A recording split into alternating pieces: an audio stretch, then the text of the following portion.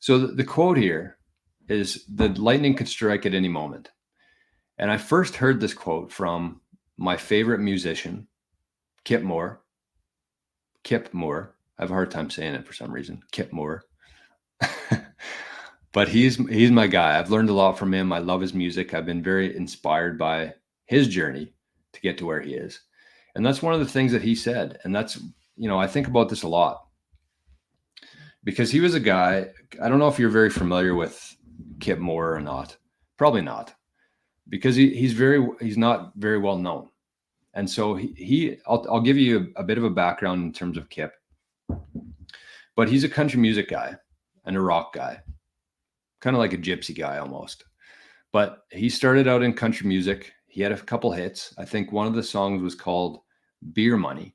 That was his number one song. That's what got him into the country charts. It was called Beer Money. And so whenever you have a hit like that, there's a whole bunch of these record companies, record labels that are trying to sign you. And so he got a bunch of these offers from record labels, and he decided not to take any of them, because I think he did one record with a label, and they basically made him do a whole bunch of stuff he didn't want to do. It wasn't very authentic. He didn't feel it was genuine and authentic. So he just said, fuck it. I'm not going to sign with this record label for the next one. I'm going to do my own thing. And so he ate shit for a lot of years. And I think that a lot of musicians can kind of relate to that. Musicians is definitely something that's proof of work. There's some overnight success stories, but the majority of people, they grind their ass off for a lot of years, making hardly any money, going town to town, playing at different bars for tips for years. And that's the one thing that he said as he was going through that process, as he was going through that journey. He just kept reminding himself that lightning could strike at any moment. And it did eventually for him. And he's probably in his 40s now. And I think that he's achieved the success that he wanted to. If you go to one of his shows, the whole crowd there, it's a smaller crowd, but the whole crowd knows every single word to his songs. And so he's not filling these huge arenas and just like a whole bunch of hype around him and really fueled by the record label. He carved his own path. He went his own way. And that's the one thing that he kept reminding himself, was that lightning could strike at any moment. And it did for him. He'll never have to worry about money again. He does what he loves, but he put in a shitload of work to get to that place. And so it's the same kind of thing that, I've been going through this since I left my job, since I left my 9-to-5 job. I've been going through the same kind of thing. Just like it feels a lot like going town to town, showing up at a bar, playing for tips. That's what it feels like for me. But I keep reminding myself here that lightning could strike at any moment. And that's relevant for the Bitcoin, in terms of one day it's just going to go from wherever it is today to something much higher than that. And that's how it always happens. And people are never ready for that. But also in business, in our golf company, in this channel. And sometimes you might not realize it when it happens, but when you look back, if you're just persistent enough and consistent enough, you're going to look back in one of those times where lightning struck and everything changed from there.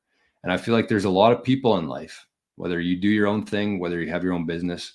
I think that there's so many people who are so close to that moment and they give up, because it is nothing is easy in life. Nothing worth doing is easy. And a lot of people are so close to that lightning moment and they quit. And then they spend the rest of their lives regretting, wondering what could have been if I just pushed a little bit harder for a little bit longer.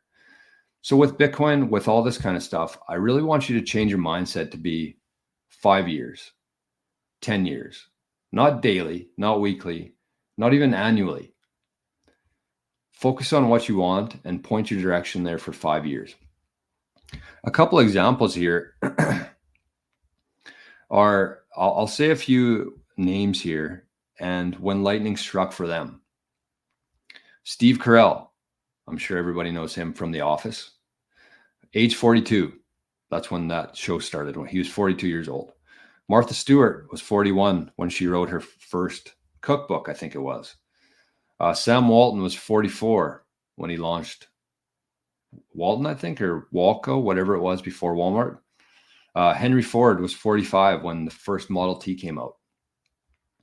Rodney Dangerfield was 46 when he got his first break on evening show. Harland Sanders, Colonel Sanders, was 62 when they launched the first KFC out there. 62. And Arianna Huffington was 55 when she started the Huffington Post, which later sold to Yahoo, I believe, for like $400 million. So all of those people in their 40s, and I mean, I'm not too far away from that myself, but think about the amount of work that went into that. 40 years of work for that moment, for that lightning to strike moment. And a couple things there is that you just have to keep going no matter what. And you have to keep that in mind. And I think that is something that if you are someone who wants to be doing your own thing, the best thing that you can do is just stick with it. And I'm going to play a clip here from Earl, because there might be some people out there who are going through this right now in the same kind of thing, maybe thinking about starting their own business, or maybe they've been doing something online for a while and it hasn't really caught a whole lot of traction. But I want to share something with you from Earl here. And this is a really good law of the universe that a lot of people overlook, especially in today's day and age. Everybody wants things overnight. Everybody wants to be an overnight success story, but it doesn't happen that way. And even if it does, if you look at the people who win the lottery, they're bankrupt within like a couple of years for the most part. So this is, it's probably a couple minutes here. This is our favorite guy, Earl. Look at him. I'm going to have to put this on a different feed here though. But this is what Earl has to say about what I'm talking about. And it's true. Listen to this, really think hard about it. He's talking about, I'll just let him say it because he speaks a lot better than me. So I wanted to throw the first 10 seconds in here because it might have a bit of nostalgia for you. He takes off and every time he lands. Well, I think living successfully is as important as flying an airplane. And because of this, I think each of us needs a checklist too. And that's why there's one included with this cassette. We need a checklist to go over item by item before we take off in the morning and before we drop off to sleep every night. So I want to recommend that you affix the checklist to your bathroom mirror. Stare at it as you brush your teeth in the morning and stare at it again as you prepare for bed at night. Go over each item, and as you do, think of what each item represents. Now here's number one. It's the formula for getting rich. It also explains why you're in your present position, whether you're earning $6,000 a year or $16,000 or $6,000. Okay, this is the part right here. He goes through, I think, several of these. We're just going to listen to the first one, maybe the second one, but the first one is the ingredient to success, financial success. 60,000 or 600,000. It applies to every adult, whether he's employed or unemployed. It applies to the richest man and to the poorest, and every person in between. And here it is. Our rewards in life will always be in exact proportion to our contribution, our service. Now that's what the formula means as the first item on your checklist. Memorize it. Our rewards in life will always be in exact proportion to our contribution, our service. Listen to it, think about it until you know it emotionally as well as intellectually. It might give you some slight feeling of superiority to realize that there's probably not another man within a mile of where you live who knows it. You can add it as a question on your survey if you want proof of that. If you want it in another form, here it is as it applies to a man's job. It's the same thing really, the same thing applies, but you can express it differently. The money you're paid by the company you work for will always be in direct ratio to the need for what you do, your ability to do it, and the degree of difficulty involved in replacing you. Maybe you want to write the formula down in both of its forms and think about it until it's as much a part of you as your name. The reason it isn't spelled out on your checklist is because you might not want everyone to know what you're up to. The checklist is valuable only to a person who knows what the words really indicate. All right, you've got the formula. As you think about it, its meaning will become clearer to you. With the formula, there are two rules which must be applied to properly use it. This formula, together with the two rules, is your recipe or your roadmap to earning all the money you really want. Now let's take a look at item number 2 on your checklist. And I'm serious about your putting this checklist on your mirror. You'll notice it's pressure sensitive. Item number 2, the gold mine. The Pulitzer Prize-winning playwright Archibald MacLeish in his play The Secret of Freedom wrote, "The only thing about a man that is a man is his mind. Everything else you can find in a pig or a horse." Strong words, aren't they? But as long as you live, you'll never hear a truer statement. The key to every human being's success lies in his mind, the gold mine between his ears. One idea can make you rich. A lot of good ideas can move you steadily upward in the work you do, and ideas are free. Now just think, there's nothing now being done commercially that will not be done better, much better in the years ahead. Next year's homes and most of what's in them will be better than this year's. Next year's cars will be better. Next year's manufacturing, distributing, marketing, and selling and advertising should be better. Nothing is now being done as well as it must be done in the future, and every innovation, every new improvement will be somebody's brainchild. Now, what's your specialty? How many good ideas have you come up with during the past year? If you continue on as you have in the past, where will you be and what will you be earning, say, a year from now, 5 years from now? Every day of our lives, we walk or drive by more opportunity than we could develop in a lifetime, in 50 lifetimes. Back in the 20s, Sinclair Lewis wrote that you can kidnap a man, blindfold him, take him to any city in the country with a couple of notable exceptions, put him in a chair in the downtown area, take off his blindfold, and he could sit there a week and not be able to tell you what town he's in. The streets are all alike. The buildings are all alike. The businesses all look alike. This is still largely true today. The reason for this being that most businessmen in this country are playing a game called follow the follower. If a man goes into business, no matter what line it happens to be, the first thing he does is make certain that his place of business, outside and inside, looks exactly like every other place of business of that type in the country. Do you know why? It's because he's been playing copycat since he was a year old and does it without thinking about it. For the same reason kids dress alike in school. He wants to be one of the gang. He doesn't necessarily examine all the business establishments in his field and pattern his on the one outstanding example, the one that inspires him, the one that he can really believe in. He just does what everybody else in his business is doing, and by this simple process, he guarantees his own mediocrity. Whose drum are you marching to, if indeed you're marching to anyone's, and why? Remember, whatever you now do for a living will be done differently, quite differently a few years from now. Never in the history of mankind have the opportunities for all of us been so great. But the great majority of people will be the beneficiaries of progress, not those who bring it about. Which group are you going to belong to? If you want to be a contributor, not just a beneficiary, here's the first rule. It appears on your checklist as the gold mine. So, think. Think deliberately and with a purpose. Use the gold mine between your ears. Begin by thinking at a special time every day. Back during the Depression, a New York lumber dealer was growing.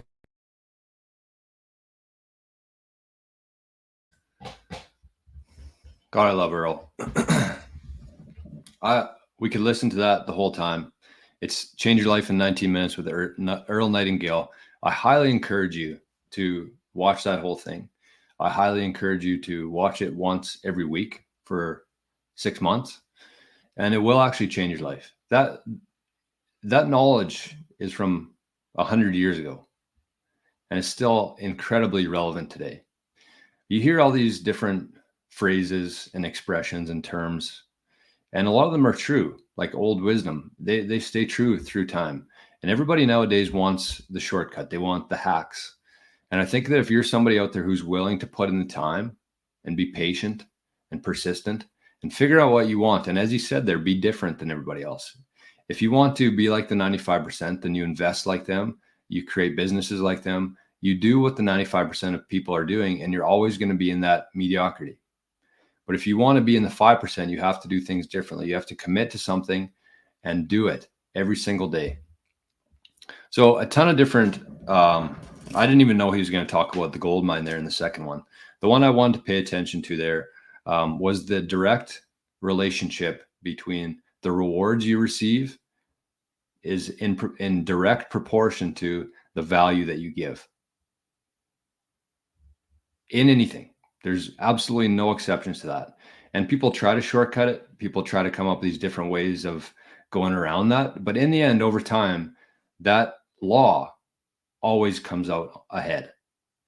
The amount of rewards that you receive is in direct proportion to the value that you give. So think about that. I would encourage you right after the show or sometime today, go on YouTube, find that video, Change Your Life in 19 Minutes with Earl Nightingale, and just start thinking about it. We're moving into a different world here. As he said, everything changes. Every year, things are going to be easier. And that's what has happened. Unfortunately, we're valuing everything in a fiat dollar where things actually get more expensive than cheaper. You know, you'd think that with all this technology that we have, the amount of money that's saving companies, instead of having humans do it and paying all this admin fees, we have robots to do it now and AI, things would get cheaper. But because we're still living in that fiat system, things are actually getting more expensive for some reason, which doesn't make sense. And over time, that's going to fail. And we're going to move into this new world of Bitcoin. But think about the fact that everything we've done for the last 50 years has been human labor. Labor's jobs, labor's work. That's how people earn money, is by doing labor. And all that's going to be replaced by robots and AI. And so you need to start, instead of focusing your energy on the labor aspect of things, focus on the creative part of things. And one easy thing that I wouldn't say it's easy, but one thing you could do is every single day, take a notepad. I have 100 of these notepads. Take some of these notepads and write down 10 things every day, 10 ideas, anything. Could be, you know, if you had a YouTube channel, what's 10 things I would talk about? If there's a business down the road, 10 things that they could do to increase their sales this year. Just do it every single day. And a lot of the ideas, a lot of the things you write down are going to be garbage, absolute garbage. But the point here isn't to find that one idea. Maybe it is, maybe you find it, but the point isn't that's not the point of this. The point is to build your creative muscles, because they're going to be the most important thing you have in the future, along with your network and your community of Bitcoiners. Your creativity, your ability to think differently, and your network, that's what is going to have value in this new system, this new economy. So think about that. I just think that there's a lot of people out there right now, including probably people watching this show today, who are very focused on just exchanging their time for fiat and getting as much Bitcoin as possible with that. But I think you have to start thinking a little bit differently and understand what we're moving through here and figure out how to best prepare for that in the future. Ninja says, what do you mean by saying earning against buying? Well, most people are buying. Most people go to work or they have some sort of income coming in fiat. And then they use an exchange like Bull Bitcoin or Coinbase or River. They exchange those dollars for Bitcoin, and that's buying Bitcoin. But in terms of earning Bitcoin, there's many ways to do it. And we're going through a challenge right now over on the Living in the Future tier, where we're earning 100 sats per day for 100 days, building that habit and finding as many different avenues of earning Bitcoin as possible. So we all have a spreadsheet in here. I'll take a quick look at it to give some examples. So my spreadsheet here, I have the date. I have the sats earned from Fountain, from Nostr, from Club Bitcoin solitaire game, from ShakePay, from Zap.stream, and then other. So every day I record how many sats I earn from each of those platforms. And then you get in a habit of just doing that every single day. And if you think in a long enough time horizon here, 5 years, think about how much that's going to add up. So for an example here, I mean, I don't love sharing any actual numbers in Bitcoin, but I think it's kind of relevant here. So we've been doing this since May 21st for the last 9 days. And so far, between all of these different platforms, I've earned 27,000 sats. So if you're in agreements with me in terms of one sat is going to equal $1 at some point, some year from now, then that's a pretty good week by playing solitaire, by listening to podcasts, by shaking my phone, by making posts on Nostr. I mean, a lot of it, some of it has more value than others, obviously, like doing the show, zap.stream. People get value from it. They give value back from it. But some of the things are just so easy. And I think that people really sleep on how many free Bitcoin opportunities there are right now, because it's only like what, 10 sats per day, 20 sats per day. They see the fiat price and they think it's not worth their time. But if you're living in a future like that, if you're living in a world already in your mind where 1 sat equals $1, then that's a pretty good week. $27,000 or $27,000 worth of purchasing power. That's kind of what I'm going with. So I know that I missed a few things here and I apologize for that. There was a couple things that I wanted to talk about, but maybe we'll save it for tomorrow.